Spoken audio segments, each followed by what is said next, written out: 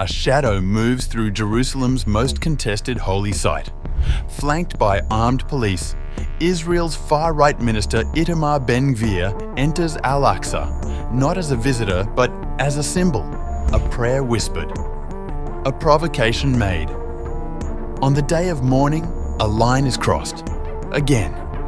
What does it mean when the guardian of Israel's police defies its own red lines? Is this the spark that ignites the next firestorm?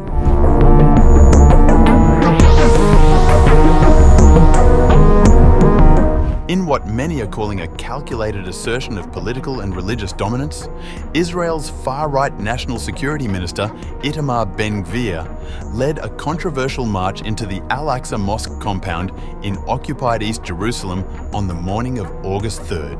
The visit, coinciding with the Jewish fast of Tisha B'Av, sparked immediate outrage across the Arab world and drew sharp warnings from Palestinian leaders and regional powers alike. And I say this clearly, right here from the Temple Mount, the very place that proves sovereignty and governance can be enforced. From here, a message must be sent. Israel must occupy the entire Gaza Strip, declare full sovereignty over it, eliminate every last Hamas operative, and strip away any claims to citizenship. Only then will our flags fly high again. Only then will we win this war, and we will win. According to the Islamic Waqf Department in Jerusalem, at least 1,251 Israeli settlers entered the Al-Aqsa compound under heavy police escort during the early hours. The incursion took place on a day of deep religious significance in Judaism, which mourns the destruction of two ancient temples believed to have once stood at the same site. Those who entered reportedly performed Talmudic rituals, sang and danced, acts that are widely regarded as violations of the long-standing status quo governing the compound. That agreement, brokered decades ago with Jordan, permits Jewish visitation, but strictly prohibits Jewish prayer or religious rituals. The compound, which houses both the Al-Aqsa Mosque and the Dome of the Rock, is the third holiest site in Islam and the holiest in Judaism. Among the high-profile figures present were Ben-Gvir himself, Likud lawmaker Amit Halavi, and Minister Yitzhak Wassalav from the Otzma Yehudit party. Ben-Gvir reportedly recited the Amidah prayer aloud within the compound, marking what observers say is the first time a sitting Israeli minister has overtly breached the prayer ban. Ben-Gvir's appearance and remarks sparked immediate and intense reactions. The Palestinian Authority condemned the incursion in no uncertain terms. This dangerous and condemned escalation reflects organized terror under the protection and support of the Israeli occupation authorities. It is aimed at sabotaging all Arab and international efforts to achieve a ceasefire and restore calm and stability in the region.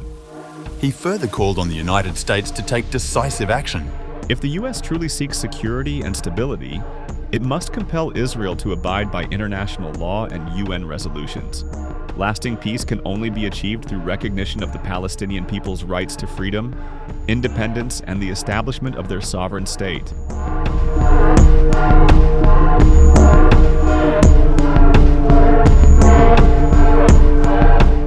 The fallout was immediate and widespread. Jordan, the official custodian of Islamic and Christian holy sites in Jerusalem, issued a statement through its foreign ministry condemning the incursion as a flagrant violation of international law. A ministry spokesperson reiterated Jordan's unwavering position. The kingdom's absolute rejection and strong condemnation of the continued, unacceptable incursions by the extremist minister Ben-Gvir. Neighbouring Saudi Arabia also weighed in, describing the incursion as part of a pattern of repeated provocative practices by Israeli officials. Strongest condemnation of the repeated provocative practices by officials in the Israeli occupation government against the blessed Al-Aqsa Mosque.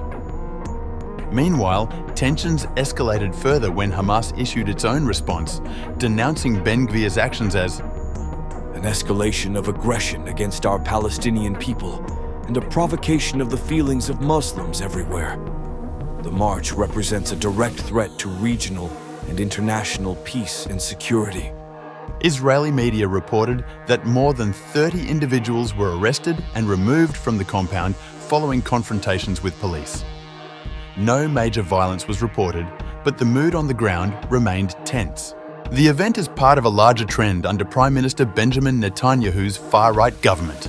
Official data shows that more than 53,000 Israelis entered the Al-Aqsa compound in 2024 alone, the highest annual number since authorities began permitting Jewish visits over 2 decades ago. In the first 3 months of 2025, over 13,000 had already made their way into the complex. Critics argue that the growing settler presence is not merely symbolic. Many, including Ben-Gvir, have called for the legalization of Jewish prayer at the site, undermining the Jordan-brokered status quo. Since assuming his ministerial post in 2022, Ben-Gvir has consistently lobbied for these changes, often appearing at the site to make his point.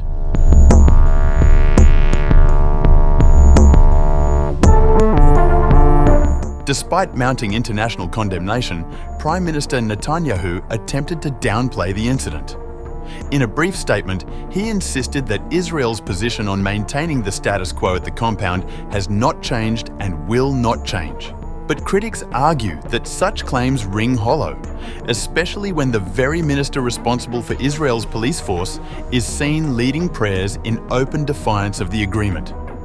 Ben-Gvir's increasing boldness, coupled with rising settler incursions, has deepened fears that the fragile arrangement governing the compound is on the verge of collapse. Adding to the alarm, Ben-Gvir reiterated his radical stance just hours after the visit, calling once again for the Israeli government to annex the entire Gaza Strip and expel its 2.2 million Palestinian residents. His remarks, delivered via a post on X, underscored the wider ideological project being pursued by the far-right faction within Israel's ruling coalition. The Al-Aqsa Mosque compound has long served as a lightning rod for wider tensions in the Israeli-Palestinian conflict. Any perceived attempt to alter its status risks setting off unrest not just in East Jerusalem, but across the occupied West Bank, Gaza, and beyond. As diplomatic efforts to end the war in Gaza continue to stall and domestic pressure mounts on Netanyahu's government, moves like Ben-Gvir's carry enormous risk. Whether intended as political posturing or as a signal of policy direction, the incursion into Al-Aqsa may ultimately prove to be a flashpoint with lasting repercussions, both on the ground and across the region.